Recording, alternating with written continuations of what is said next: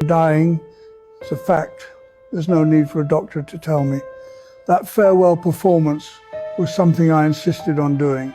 I don't want to disappear silently. I have to say goodbye in person. I thought spinal surgery could save me, but it turned out to be even worse. The combination of nerve damage, infection, and Parkinson's disease crushed me. During the 3 months after the surgery, I was almost a useless person, and even flipping over hurt like a knife. Nowadays, people have to push wheelchairs wherever they go. I regret having that surgery, but no one told me at the time that keeping it as it is might be better. It's not those doctors who keep me alive, but Sharon, that woman who supported my messy life. She knew how terrible I was when I was young. She should have dumped me countless times, but never left. I can't sing anymore, but this time... Your support over the years has made it all possible for us to live the lifestyle we live. Thank you from the bottom of our heart. I love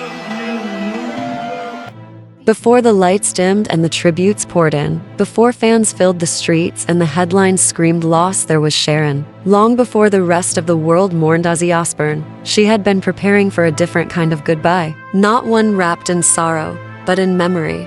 In meaning, Sharon Osbourne had stood beside Ozzy through every chapter, the chaos, the glory, the collapse, and the rebirth. She wasn't just his wife. She was his rescuer, his manager, his mirror, and his fiercest protector. She had seen him at his most mythic and at his most human. In the final years of his life, Ozzy's body began to betray him. Parkinson's disease took hold. A failed spinal surgery robbed him of movement and left him in constant pain. His days of leaping on stage were long gone. Now, even a step across the room required assistance. But one thing never failed: Sharon. She didn't waver, didn't complain. She restructured their lives so he could keep his dignity. She turned their home into a sanctuary, filled with music, laughter, and care. And most of all, she gave him a stage one last time. But when the final curtain fell, something inside Sharon changed. Friends say she became a shell of herself emotionally. Shattered, barely speaking, refusing food, and retreating into herself. Her once fiery voice faded to a whisper. Some days, she sat for hours alone in the garden, unmoving, eyes fixed on the old rose bush.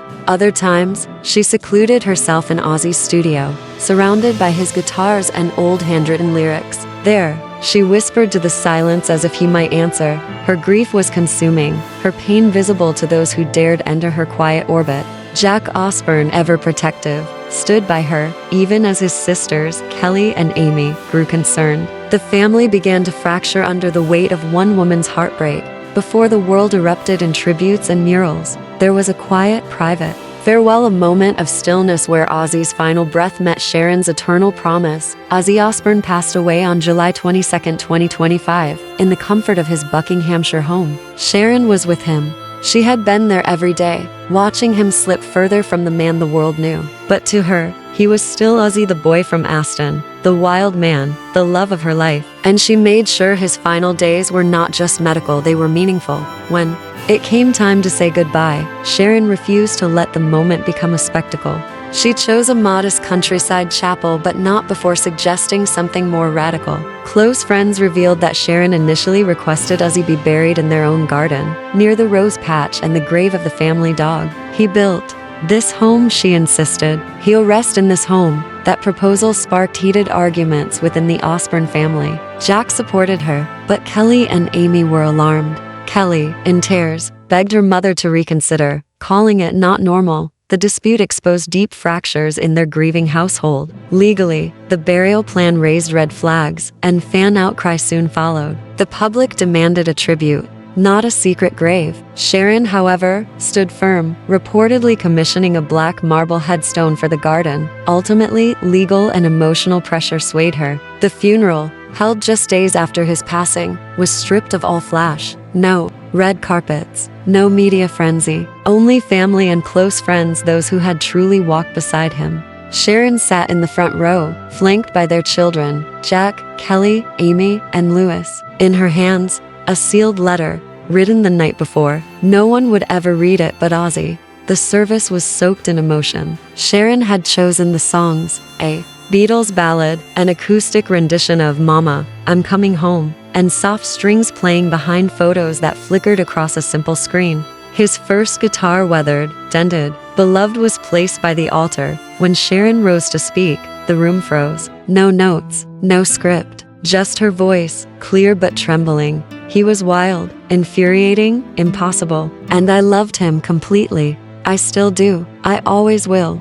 Tears were quiet but constant. Musicians, industry giants, childhood friends, all of them still, all of them listening. At the close of the ceremony, Sharon stepped forward. She kissed the guitar's neck, whispered something into its hollow body, and held her hand there for a moment longer.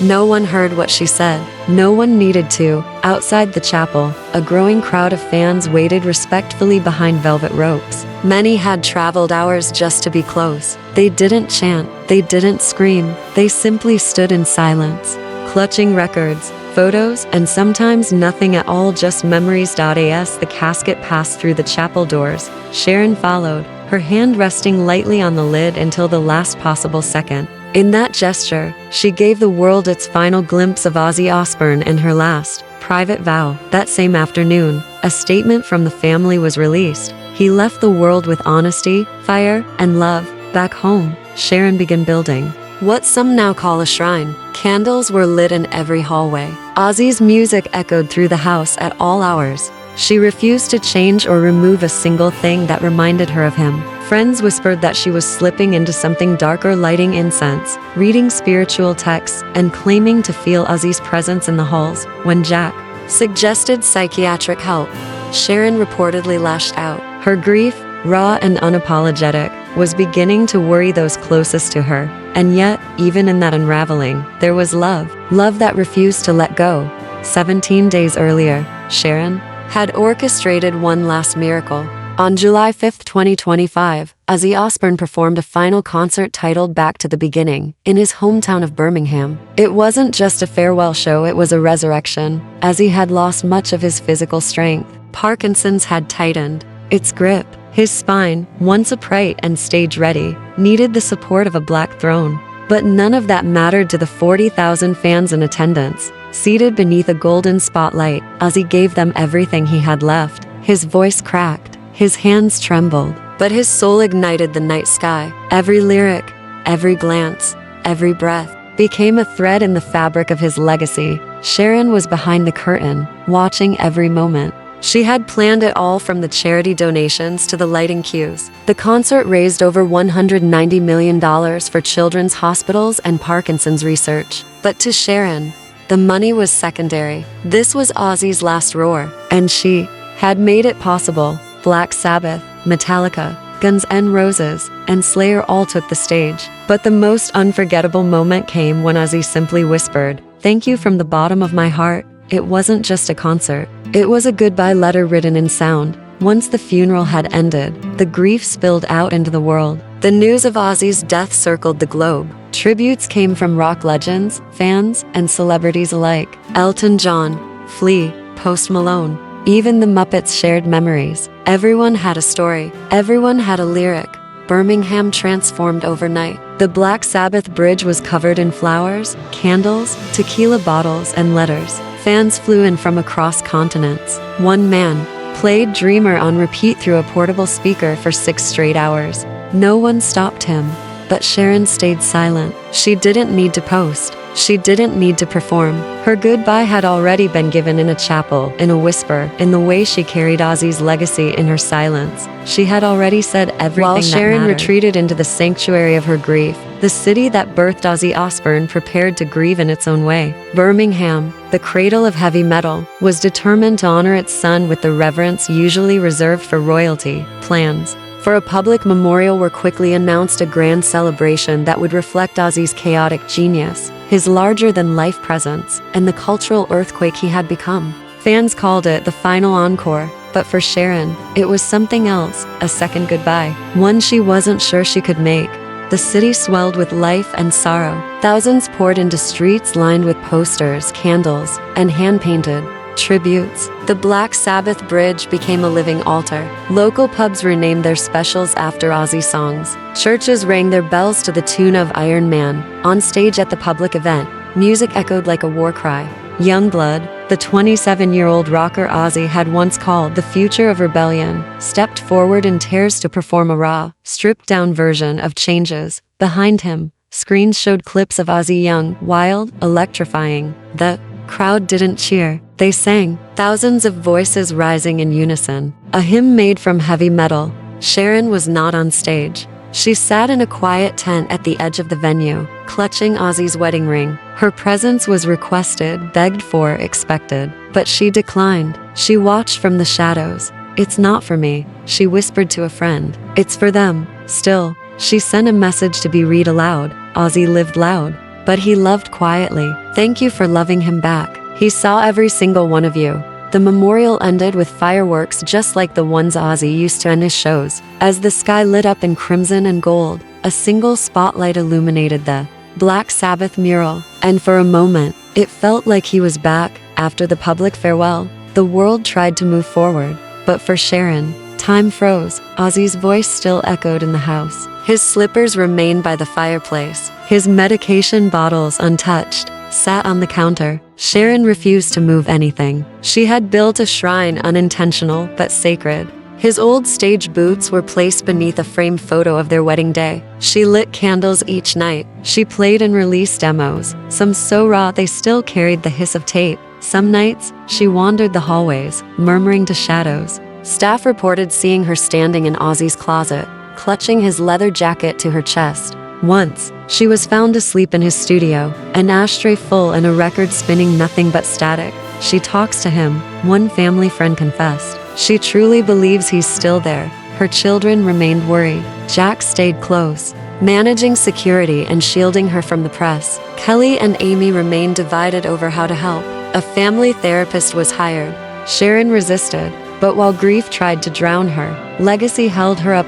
In early 2006, Sharon began overseeing the production of a concert film, Back to the Beginning. Every moment of Ozzy's final show would be immortalized. She worked tirelessly, with editors demanding frame-by-frame precision. "I want the world to see what I saw," she said. "Not just a performer, a fighter, a father, a man who never stopped saying thank you." She also started curating a museum exhibit set to open in Birmingham the following year. It would feature everything from Ozzy's childhood guitar to his infamous batwing cape. Not for profit, not for fame, for memory. He gave the world everything, Sharon told one curator. "This is me giving a piece of him back."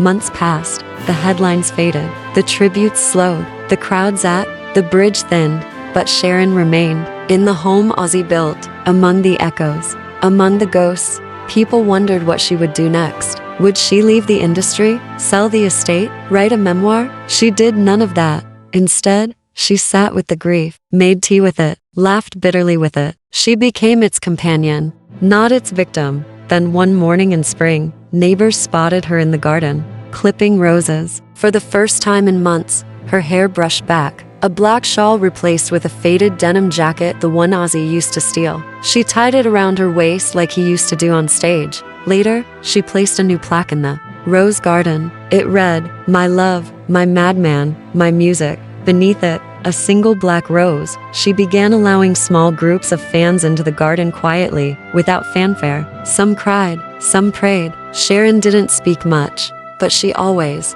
handed them a candle. One girl said Sharon pressed a tiny pic from Ozzy's last show into her palm and whispered, "Play something real." Later that week, Sharon appeared at a charity benefit quietly, unexpectedly. No speeches, just presence. She stood at the back, watching a young band play a cover of Crazy Train. When the lead singer forgot the words, Sharon smiled and mouthed them herself. "All aboard," she whispered. She began keeping a journal, pages filled with letters to Ozzy. She read them aloud at night, sometimes by candlelight. "You haven't left me," she'd say. "You've just gone on ahead."